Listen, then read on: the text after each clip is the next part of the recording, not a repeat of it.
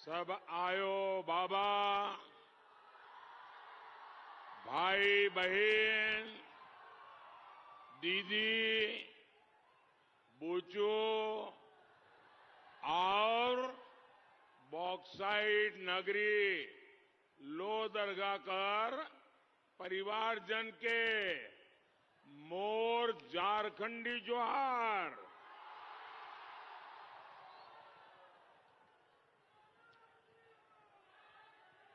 भाई मैं ये तय नहीं कर पा रहा हूं कि ये चुनाव सभा है कि विजय सभा है।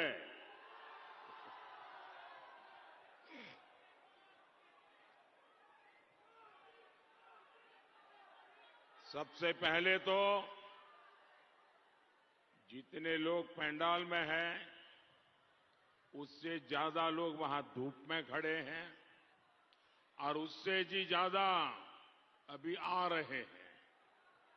मैंने हेलीकॉप्टर में से देखा, शायद मेरी सभा पूरी होने के बाद भी लोग आते होंगे। भाइयों बहनों, ये दृश्य, ये जागरूकता, ये अद्भुत है। लेकिन जो इतनी बड़ी तादाद में पीछे धूप में तप रहे हैं, शायद वो मुझे देख नहीं पाते होंगे, शायद मेरी आवाज भी पहुंचती होगी कि नहीं पहुंचती होगी, लेकिन वो तपस्या कर रहे हैं। मैं सबसे पहले उनको जो ये असुविधा हो रही है इसके लिए क्षमा मांगता हूं और दूसरा, मैं आपको विश्वास दिलाता हूं कि आप जो ताप में तप रहे हैं, मोदी आपकी इस तपस्या को बेकार नहीं जाने देगा। मैं विकास करके ये प्यार को सवाया करके लौटाऊंगा।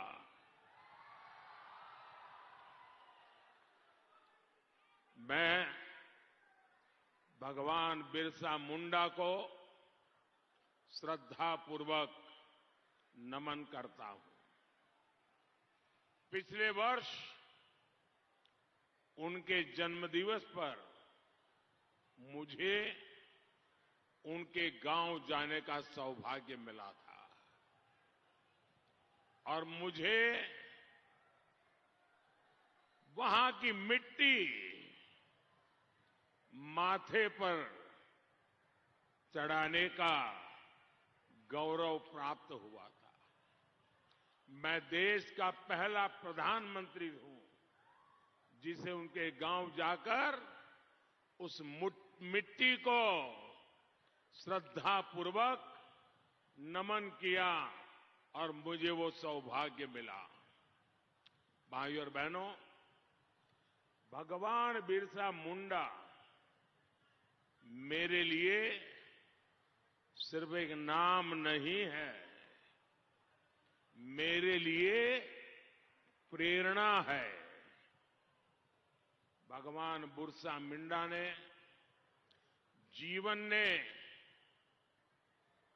उनके जीवन को जब याद करते हैं तब मुझे हर चुनौती से जीतना सिखाया है, चुनौती से जीतने की प्रेरणा दी है। आप देखते हैं, मैं गरीबों के लिए, आदिवासियों के लिए काम करता हूं तो मुझे कितनी गालियां पड़ती हैं, लेकिन मैं सिर्फ आपकी सेवा में जुटा रहता हूं। आपको याद होगा, मैंने स्वच्छ भारत अभियान शुरू किया तो कांग्रेस और इंडी गठबंधन वाले कहने लगे, झाड़ू लगाने से क्या होगा, शौचालय बनाने से क्या होगा। आज गांव-गांव देखिए हालात बदले हैं। मैंने जब मोबाइल का डेटा सस्ता किया, गांव-गांव में कॉमन सर्विस सेंटर खोले, जब हर गांव तक इंटरनेट पहुंचाने की ठानी, तो ये जामुन वाले और कांग्रेस वाले कहते थे गांव वालों को इसका क्या फायदा, गांव वाला तो अनपढ़ है। आज मेरे गांव का युवा सोशल मीडिया का हीरो है।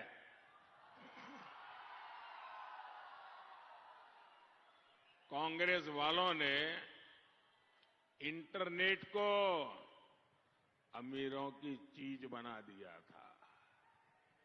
मैंने इंटरनेट को गरीबों के घर पहुंचा दिया है।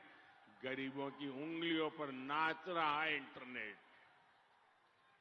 साथियों, आज देश में गरीब की चिंता आपका एक गरीब का बेटा मोदी वही कर रहा है। कांग्रेस के राज में राशन सड़ता रहता था। आदिवासी क्षेत्रों में बच्चे भूख से मरते थे और कांग्रेस अनाज गोदामों पर ताला लगाकर बैठ गई थी। और उस समय सोनिया जी की सरकार के प्रधानमंत्री डॉक्टर मनमोहन सिंह जी को कहा, पूछा प्रेस वालों ने कि अनाज भीग रहा है, सड़ रहा है, गरीबों को बांट दीजिए ना। उन्होंने कहा इतने बड़े देश में ये शक्य नहीं है, नहीं दे सकते हैं। ये मोदी की कमाल देखिए। आपने मोदी को वोट दिया, मोदी को बिठाया, अनाज के सारे गोदाम खोल दिए और आज देश में मुफ्त राशन की योजना चल रही है। और मैंने गारंटी दी है आने वाले 5 साल और बढ़ाऊंगा। और हैरानी देखिए, ये कांग्रेस के शाही परिवार को ये जो मैं गरीब का चूल्हा जलता रहे, गरीब का बच्चा भूखा ना रहे, इसलिए मुफ्त में अनाज दे रहा हूं, तो उनको तकलीफ हो रही है, चिल्ला रहे हैं और मुझे पूछ रहे हैं ये मोदी अपने आप को समझता क्या है? ये आदिवासियों को, गरीबों को मुफ्त में अनाज देता क्यों है? अरे तुम कौन होते हो भाई? इस देश के मालिक यही है। इस देश का खजाना इन्हीं लोगों के लिए है। ये नहीं खाएंगे तो कौन खाएगा? शाही परिवार कुछ भी कहे, लेकिन मोदी ने आपको मुफ्त राशन देने की गारंटी दे के रखी है।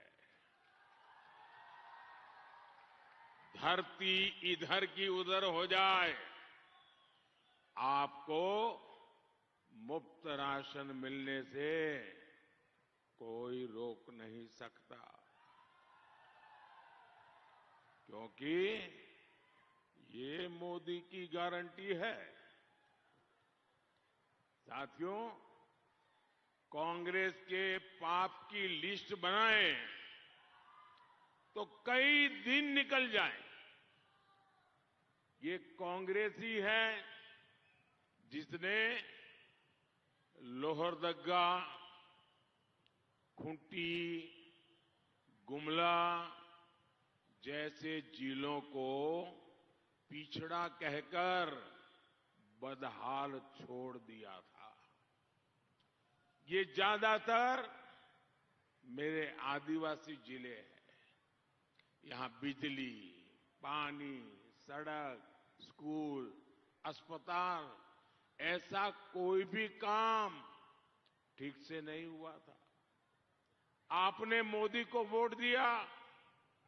मोदी ने इन जिलों को, विकास को अपना मिशन बनाया।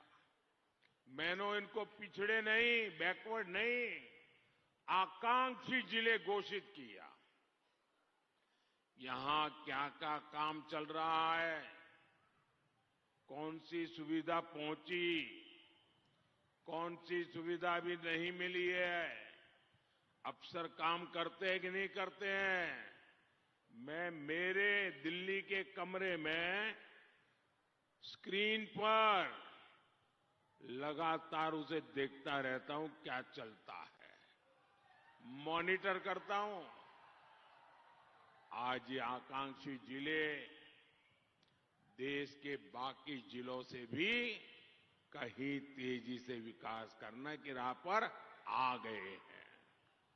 साथियों, आदिवासियों में भी जो अति पिछड़े हैं, उनको कोई पूछता ही नहीं था। मोदी उनके लिए पीएम जनमन योजना लेकर के आया। इस योजना पर 24,000 करोड़ रुपए खर्च किए जा रहे हैं। इससे आदिवासियों में भी अति पिछड़े साथियों के लिए विशेष तौर पर घर, बिजली, पानी जैसे काम किए जा रहे हैं। और जानते हैं, इन योजना के लिए मुझे सबसे ज्यादा सुझाव किसने दिया? इस पूरे विषय को विस्तार से मेरे सामने किसने रखा? हमारी आदरणीय राष्ट्रपति द्रौपदी मुर्मू जी ने। ये योजना शुरू होने के पीछे राष्ट्रपति जी ने ओडिशा में, झारखंड में जो समय बिताया, उसकी बड़ी भूमिका रही है। लेकिन झारखंड के मेरे भाइयों और बहनों, आपको याद रखना है कि द्रौपदी मुर्मू जी को, एक आदिवासी बेटी को राष्ट्रपति बनाने का सबसे ज्यादा विरोध इंडी गठबंधन ने किया था। भाइयों और बहनों, मोदी को आपकी भावनाओं की कद्र है, आपकी जरूरतों की चिंता है। इसका एक उदाहरण डिस्ट्रिक्ट मिनरल फंड भी है। ये क्षेत्र तो बॉक्साइट का बहुत बड़ा उत्पादक है। पहले खनिज निकलता था और जहां से निकला उस क्षेत्र को कोई नहीं पूछता था।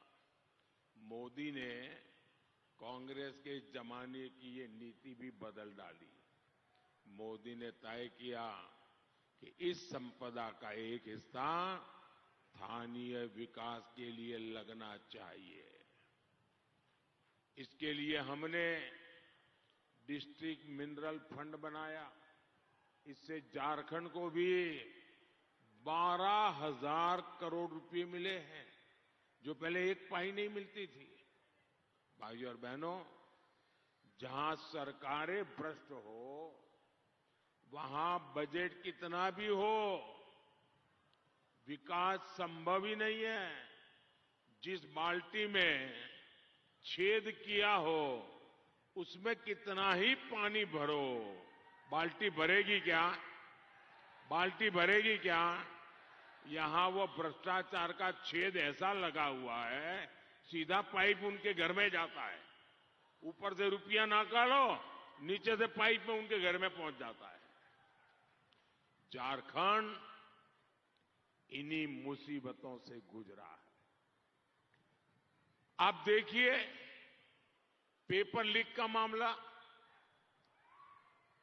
इस राज्य में कोई ऐसी एग्जाम नहीं है, कोई ऐसा पेपर नहीं है जो लीक न होता हो। मेरे नौजवानों का क्या होगा भाई?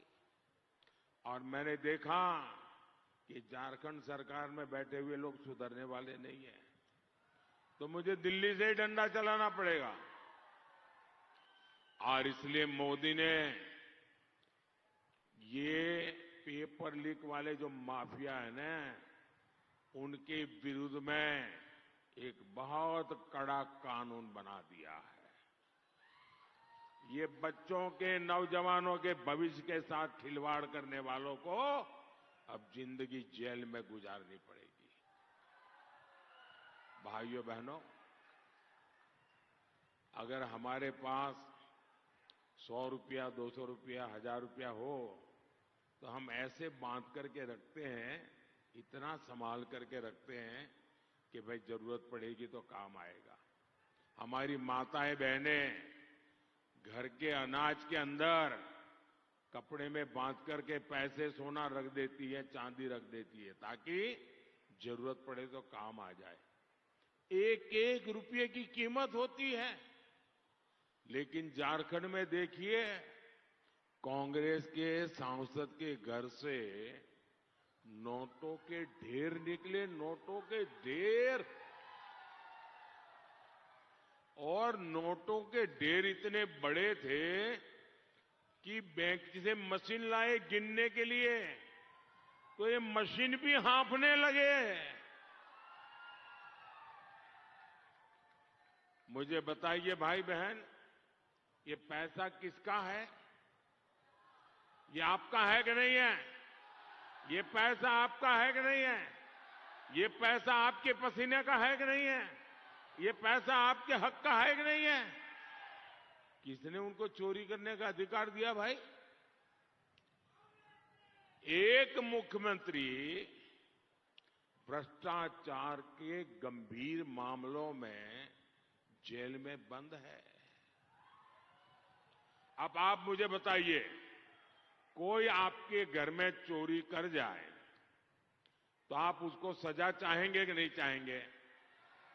अगर आपके घर में चोर घुस जाए और आपका कुछ लेकर के चला जाए तो आप उसको पकड़ना चाहते कि नहीं चाहते हैं? आप चाहते कि नहीं चाहते उसको सजा मिले?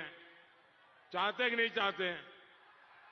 अगर आपके घर में कोई चोरी कर जाए, उसको जेल भेजना चाहते हैं, तो ये झारखंड भी तो आपका घर ही है ना। ये झारखंड आप ही का है ना। उसमें कोई चोरी कर जाए तो वो जेल जाना चाहिए कि नहीं जाना चाहिए? सजा होनी चाहिए कि नहीं होनी चाहिए? साथियों, जिसने झारखंड को लूटा, जिसने झारखंड को लूटा, उस पर कानून के तहत कार्रवाई हो रही है और अदालत इस काम पर थप्पे पे थप्पा मार करके अदालत डंके की चोट पर कह रहा है, हां, चोरी की है। भाइयों बहनों, मोदी का एक ही संकल्प है, भ्रष्टाचार हटाओ। और ये इंडिया अलायंस वाले कहते हैं भ्रष्टाचारी बचाओ। वो रैलियां करते हैं, किस चीज के लिए करते हैं? नौजवानों को रोजगार मिलेगा, इसके रैली नहीं। कारखाना खुलेगा, इसके लिए रैली नहीं। किसानों का भला होगा, उसके लिए रैली नहीं। महिलाओं का भला होगा, इसके लिए रैली करते हैं।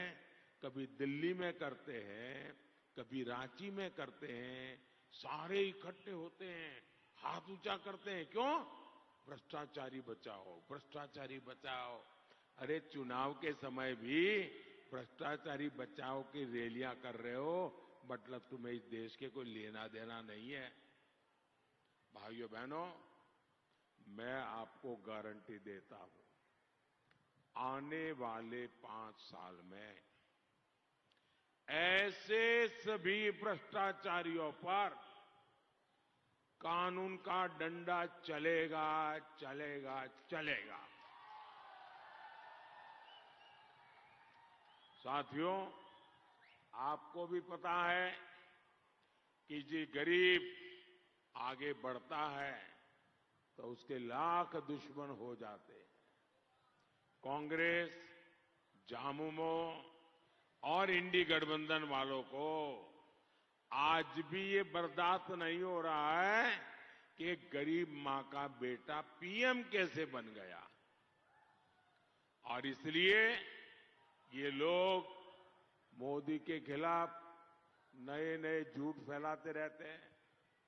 आजकल इनका नया झूठ है, मोदी आएगा तो आरक्षण खत्म कर देगा, मोदी आएगा संविधान बदल देगा। अरे मूर्खों के सरदार, ये मोदी तो 10 साल से आया हुआ है भाई, ये 10 साल से प्रधानमंत्री है और शान से सरकार चला रहा है। और 10 साल में ये पाप मैंने नहीं किया है, क्योंकि मैं भारत के संविधान की भक्ति करता हूं। मैं बाबा साहब आंबेडकर की पूजा करने वाले लोगों में से हूं। सच्चाई ये है, खुद इनके चेहरे से मोदी ने नकाब उतार दिया है। साथियों, अपने 60 साल के शासन में कांग्रेस ने देश को परिवारवाद दिया, भ्रष्टाचार दिया। इसके अलावा एक और रास्ते पर कांग्रेस चली और वो रास्ता है तुष्टीकरण, appeasement, vote bank politics. Congress जो चश्मा पहनती है उसमें एक ही वोट बैंक दिखता है और वो है मुस्लिम वोट बैंक। कांग्रेस की इस नीति का बहुत बड़ा नुकसान हर किसी ने उठाया है, जबकि भाजपा सबका साथ सबका विकास की बात करती है। भाजपा सरकार की नीतियों में किसी के साथ भेदभाव नहीं होता, लेकिन कांग्रेस को ये करना ही नहीं है। समझने का तो सवाल ही नहीं उठता है। आप देखिए कैसे कैसे खेल खेल रही है कांग्रेस। इंडी गठबंधन वाले खुद एससी, एसटी, ओबीसी को आरक्षण का जो हक मिला है ना, उसमें डाका डालने का प्लान कर रहे हैं। उसमें से चोरी करने का खेल चल रहा है। जब संविधान बना था 75 साल पहले, तब सबने मिलकर तय किया। तब तो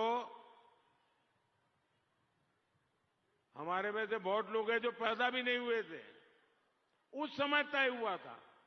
बाबा साहब आंबेडकर ने तय किया था कि हमारे देश में धर्म के आधार पर आरक्षण नहीं होगा। दलितों को, आदिवासियों को, पिछड़ों को संविधान के तहत आरक्षण मिलेगा। लेकिन कांग्रेस आपका हक छीनकर, संविधान को तोड़ मरोड़ कर मुसलमानों को आरक्षण देना चाहती है, आपका हक लूटना चाहती है। और इसलिए बहुत सतर्क रहने की जरूरत है। साथियों, मैं एक गारंटी आज आपके बीच आया हूं तो दे रहा हूं। ये मोदी की गारंटी है, जब तक मोदी जिंदा है, जब तक मोदी जिंदा है, मैं दलित, आदिवासी, ओबीसी इस आरक्षण में से रत्ती भर भी उनको चोरी नहीं करने दूंगा। ये मेरी आपको गारंटी है। साथियों, कांग्रेस की कुनीतियों ने ही देश को नक्सलवाद की खूनी हिंसा दी। माओवाद ने हमारी कितनी माताओं के लाडलों का जीवन बर्बाद कर दिया। 10 सालों में मोदी ने माओवादी हिंसा के देश के एक बड़े हिस्से को मुक्त कराया है। लेकिन कांग्रेस आज भी माओवादी नक्सलियों का समर्थन कर रही है। अपना वोट बैंक बचाने के लिए कांग्रेस आतंकवादियों पर भी कार्रवाई नहीं करती। बहुत मेहनत के बाद आतंकवादियों के स्लीपर सेल को हम तोड़ पाए, लेकिन झारखंड में जो किया जा रहा है वो खतरनाक है। यहां घुसपैठियों को बढ़ावा देने का और आदिवासी परिवारों की जमीन हड़पने का खेल हो रहा है। संथाल में पीएफआई जैसे प्रतिबंधित संगठन कैसे अपना रैकेट चला रहे हैं, कैसे आदिवासियों के साथ ठगी कर रहे हैं, कैसे आदिवासी बेटियों के साथ अत्याचार कर रहे हैं। जमीन के लिए आदिवासी बेटियों के साथ क्या क्या नहीं किया जा रहा है। आदिवासियों बेटियों के लिए विशेष तौर पर टारगेट किया जा रहा है। जब लोग इसके खिलाफ आवाज उठाते हैं तो इंडी गठबंधन वाले कहते हैं मोदी के खिलाफ वोट जिहाद करो, वोट जिहाद। पहले हमने लव जिहाद सुना था, फिर हमने लैंड जिहाद सुना था, अब वोट जिहाद। ये कुछ भी कर ले, कितनी जिहाद कर ले, अब ये देश पीछे हटने वाला नहीं है और मोदी डरने वाला नहीं है।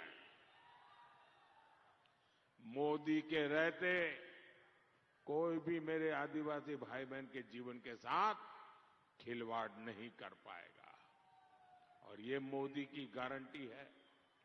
साथियों, ये चुनाव एक मजबूत देश के लिए, मजबूत सरकार बनाने के लिए है। इसलिए लोहरदगा से हमारे समीर ओरान जी और खूंटी के भी कुछ लोग यहां आए, वहां हमारे अर्जुन मुंडा जी चुनाव लड़ रहे हैं और बीजेपी और एनडीए हमारे महतो जी, हम साथ मिलकर के झारखंड का भविष्य बना रहे हैं। साथियों, 13 मई को इनको मिला एक एक वोट सीधा मोदी के खाते में जाएगा। आपका वोट जैसा ही कमल दबाया तो समझ लीजिए मोदी को मिल गया। अच्छा, मेरा एक काम करेंगे, जरा हाथ ऊपर करके बताइए, मेरा काम करेंगे। देखिए, घर घर जाइएगा और हर घर में जाके कहना मोदी जी आए थे, मोदी जी ने जोहार कहा है, श्री राम कहा है। मेरा श्री राम पहुंचा दोगे? बोलिए भारत माता की, भारत माता की। बहुत बहुत धन्यवाद।